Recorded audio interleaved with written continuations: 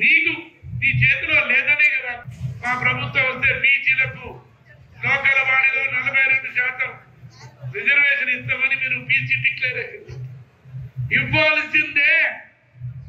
BC reservation 42% ఇవ్వాలి.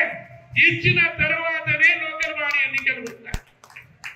ఇచ్చిన తర్వాతనే నీకు చేత కాకపోతే నాతో కాదు, చేత కాదు అని చెప్పచ్చు. కానీ బీసీలను మభ్యపెట్టకు. 3-4 నెలల్లో పడితే మన బీఆర్ఎస్ పార్టీ వాళ్ళ మీద 20 సుమారు 20 SC ST కేసులు కేసు పెట్టమని చెప్పేసి లోకల్ ఎమ్మెల్యే ఒత్తిడి చేస్తాం. మంచిగా లేడా ఆ రోజు ఈ ఊళ్ళోనే లేడు.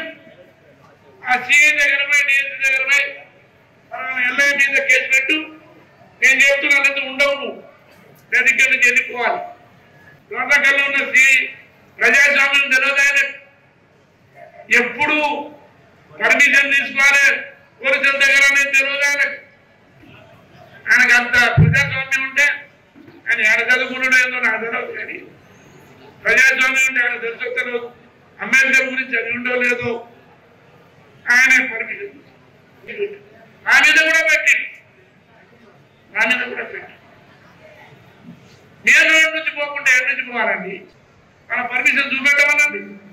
అటువంటి ఉన్నాడు ఇక్కడ ఒక ST ఆఫీసర్. ఇక్కడ ఉన్న ఎమ్మెల్యే కన్ను ఎంట్రాకిచ్చకొచ్చినట్టు నెచ్చుకెళ్ళదు. ఆయన ప్రజాస్వామ్యం తెలియదు, మంచి తెలియదు.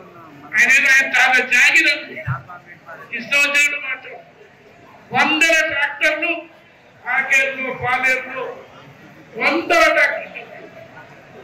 ఇప్పుడు 100 ట్రాక్టర్లు ఆన్లైన్ నడుస్తుంటే మనల్ని విమర్శిస్తారు.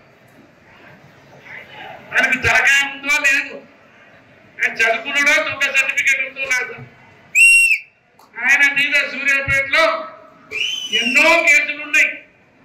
ఎప్పుడు కూడా ఆయన గురించి మాట్లాడు. కానీ ఎప్పుడు వచ్చినా ఆయన గురించి 45 ఏళ్ళు ప్రజా జీవితం అటువంటి వాళ్ళని లెక్కే చేయండి. అటువంటి వాళ్ళని నేను లెక్కే చేయను. జనమాలు పోతుంటే కుక్కలు మొరుగుతుంటాయి. తెలుగులో ఫాస్టెస్ట్ న్యూస్ ఇప్పుడు కొత్త అవతారంలో 5 సెకండ్లోనే పూర్తి వార్తా సమాచారం మీ చేతిలో.